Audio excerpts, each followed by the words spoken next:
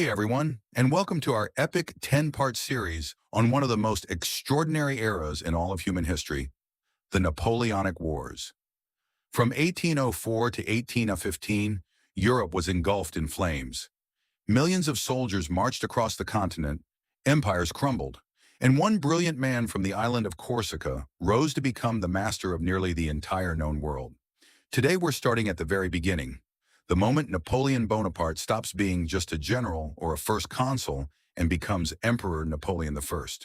We're going to dive deep into 1804, understand why Europe found itself on the brink of another massive war, and watch the Third Coalition take shape. Get ready.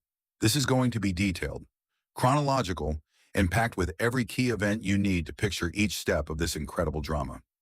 If you love history, strategy, and epic battles, this series is for you. Subscribe, hit that like button, and ring the bell so you don't miss a single episode. All right, let's get into it. To really understand 1804, we need to take a quick step back and look at what came before this turning point.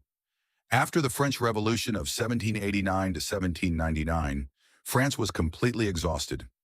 Years of the terror, relentless war against the whole of Europe, deep economic chaos, and political instability had left the country vulnerable. The Directory government proved incapable of leading France out of the crisis, and the people were desperate for a strong leader. In November of 1799, just when it seemed France might collapse entirely, a young general named Napoleon Bonaparte staged a coup. This happened on the 18th of Brumaire in the revolutionary calendar. Napoleon dissolved the Directory and became First Consul, effectively the sole ruler of France. Over the next 5 years, he carried out sweeping reforms that transformed the country from the ground up. He created the Napoleonic Code, a unified body of law that abolished feudal privileges and laid the foundation for modern legal systems across the world. He reorganized the state administration, the financial system, and public education. In 1801, he signed the Concordat with Pope Pius VII, reconciling the revolutionary republic with the Catholic Church. France was slowly recovering, but the peace with the rest of Europe remained fragile and uncertain. The Peace of Amiens in 1802 with Britain turned out to be short-lived. By May of 1803, Britain had declared war on France again. Napoleon responded by assembling a massive army at a camp near Boulogne for an invasion of the British Isles. Over 200,000 soldiers and a fleet of 2,000 ships. But he clearly understood. To become the true master of Europe, he needed a new and higher status. And he got it. On May 18, 1804, the Senate proclaimed Napoleon Bonaparte Emperor of the French. This was not a rash or accidental move. Napoleon wanted to legitimize his power, make it hereditary, and place France on equal footing with the other great monarchies of Europe. On December 2nd, 1804, inside the Cathedral of Notre Dame in Paris, one of the most spectacular ceremonies in all of world history took place: the coronation of Napoleon Bonaparte. Picture the scene.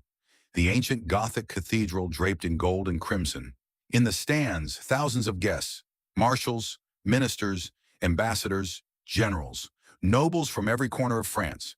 Pope Pius VII himself had traveled all the way from Rome to consecrate this moment with his presence. A long journey across the Alps, all for this one day in Paris. Napoleon appears in white silk robes, covered by an ermine mantle embroidered with golden eagles.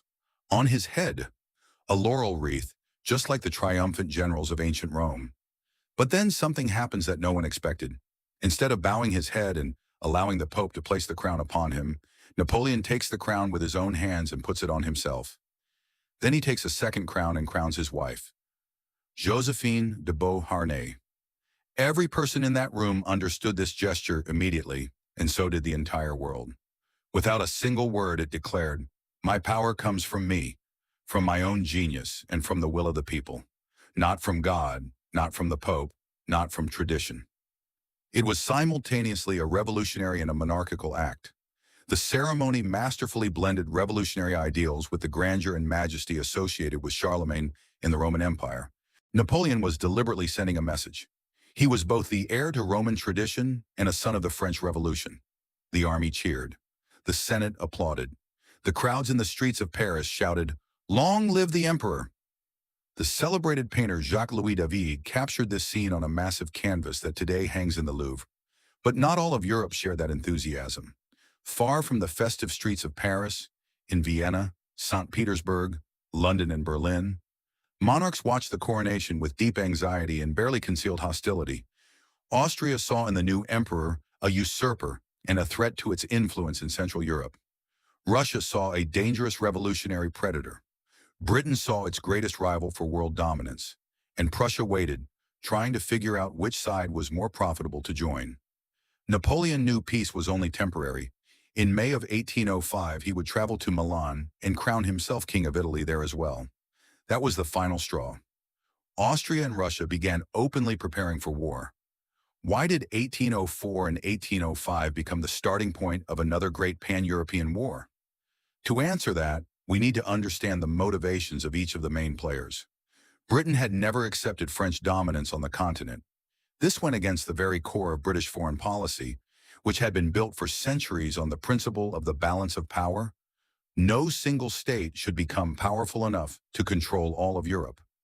Britain had funded the previous coalitions against revolutionary France, constantly blockaded French ports with its navy, and lived in fear of a French invasion. Prime Minister William Pitt the Younger was actively searching for allies to form a new coalition. But by the end of 1803, all negotiations stalled due to the passivity of Austria and Russia. The situation changed dramatically with a single event. In March of 1804, on Napoleon's personal orders, French agents secretly crossed into the neighboring state of Baden and kidnapped the Duke of Enghien, Louis-Antoine de Bourbon-Condé. This young prince was the last surviving member of the senior Bourbon line and was living in exile. Napoleon suspected him of involvement in a royalist conspiracy against him. After a brief military tribunal, the Duke was shot in the moat of the Château de Vincennes outside Paris. This execution sent shockwaves through every royal court in Europe. Tsar Alexander III were mourning. Austrian Emperor Francis II made no attempt to hide his outrage. Even those who had been trying to stay neutral now understood.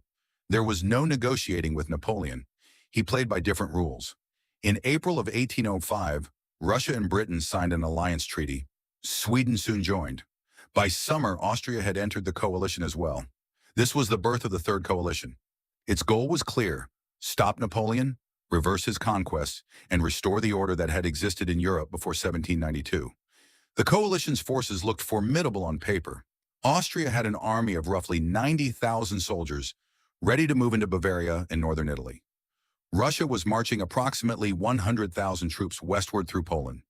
Britain pledged financial support and was preparing a landing operation. Could Napoleon withstand pressure from three directions at once? Before we get to the military campaign itself, it's worth pausing to understand what exactly made the French army of this period the best in Europe, and quite possibly in the entire world at that time. Napoleon reformed the army just as radically as he reformed the civilian state. Earlier European armies were conscript forces, mercenaries or coerced peasants who fought for money or under threat. The French Revolution brought a revolutionary idea: an army of citizens fighting for an idea, for their homeland, for freedom. Napoleon took that idea and gave it rigorous structure, iron discipline, and strategic genius. The Grande Armée was divided into self-sufficient army corps, each with its own infantry, cavalry, artillery, and supply train. This meant every corps could operate independently, march separately, and unite at the right moment to deliver the decisive blow. That flexibility gave Napoleon a colossal advantage in maneuverability. The corps were commanded by marshals, men Napoleon had chosen for talent, not for birth. Ney, Davout, Murat, Soult, Berthier, Lannes. Every one of those names became legendary. Most of them came from ordinary backgrounds and proved with their victories the truth of the revolutionary principle. Career open to talent. The soldiers of the Grande Armée knew that bravery would be rewarded. In 1802, Napoleon established the Legion of Honor, the first decoration that any soldier could receive regardless of his social class. It drove morale to extraordinary heights. Tactics had changed as well. Instead of linear formations, where soldiers stood in rows and fired on command, the French used attack columns and skirmisher screens, tirailleurs, for reconnaissance and to wear down the enemy. Artillery, in which Napoleon himself had once served as an officer, was concentrated and used with precision to punch a hole in the enemy's lines before a cavalry charge. By the summer of 1805, this army numbered around 180,000 soldiers camped near Boulogne. These were battle-hardened veterans, well-armed, disciplined, and full of fighting spirit. They were waiting for the order to invade Britain, but the order they received was something else entirely. August 1805. Napoleon received intelligence reports. The Austrian army under General Mack von Lieberich was already moving into Bavaria. The Russians were advancing through Poland and Galicia to link up with the Austrians. If he allowed them to join forces, the coalition's strength in the east would become overwhelming. He had to act immediately. And here Napoleon demonstrated the kind of strategic genius that is still studied in every military academy in the world. Instead of waiting for the enemy or falling back, he decided to strike with lightning speed, and he did it from a completely unexpected direction. Within a single week, the entire camp at Boulogne dissolved. 180,000 soldiers of the Grande Armée broke camp and began marching east. 7 army corps moved simultaneously along different roads, crossing the Rhine and driving deep into Central Europe. They moved so fast that the Austrians simply could not process what was happening. General Mack believed the French were still in the early stages of preparing to cross. But within 3 weeks of the march beginning, the 7 corps had swept around the Austrian army's flanks and closed a ring of encirclement around the city of Ulm in Bavaria. It was a masterpiece of strategic thinking. Mack was trapped. On October 20th, 1805, he surrendered. Around 60,000 Austrian soldiers laid down their arms without a general engagement. Napoleon had lost minimal men and gained a colossal strategic advantage. Vienna was now wide open before him. But while this brilliant land campaign unfolded, France suffered a catastrophic defeat at sea.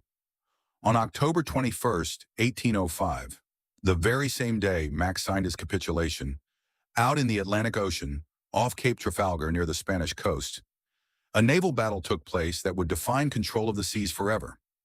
British Admiral Horatio Nelson commanded a squadron of 27 ships of the line. Facing him was the combined Franco-Spanish fleet of 33 ships under French Admiral Villeneuve. Nelson used a bold new tactic. Instead of the traditional parallel line engagement, he divided his squadron into 2 columns and drove them straight into the center of the enemy formation, cutting it to pieces. The result was devastating. The French and Spanish lost 22 ships, and over 14,000 men were captured or killed. The British lost not a single ship, but Nelson himself fell in battle, mortally wounded by a musket ball in the heat of victory. He died aboard his flagship, HMS Victory, just long enough to learn that the battle had been won. Trafalgar meant one thing above all else. Britain had become the undisputed master of the seas for the next century. Napoleon would never again have a realistic chance of landing an army in England. His path to world domination ran exclusively over land. And that, my friends, is the first chapter of the Napoleonic era. We've seen how an artillery officer from Corsica transformed himself into Emperor of the French, how he built a new state and a new army through sweeping reforms, and how Europe united against him out of fear of his ambitions. We've watched the brilliant Ulm maneuver, one of the most perfect strategic encirclements in the history of warfare, and the tragedy of Trafalgar, which forever stripped France of any hope of naval supremacy. But the biggest moment is still ahead. In December of 1805, a battle will take place that Napoleon himself considered his greatest victory, and that military historians still call one of the most tactically perfect masterpieces in all of world military history. Austerlitz. The Battle of the Three Emperors, Napoleon versus Alexander the and Francis II simultaneously, and it is going to be extraordinary. In the next episode, we'll break down the entire campaign of 1805 from start to finish. The march across the Rhine, the surrender at Ulm, the entry into Vienna, and above all, a detailed hour-by-hour, flank-by-flank analysis of the Battle of Austerlitz. If you enjoyed this video, drop a like and let me know in the comments which part of the Napoleonic Wars you're most excited about. Subscribe so you don't miss part 2. Thanks for watching. I'll see you in the next one.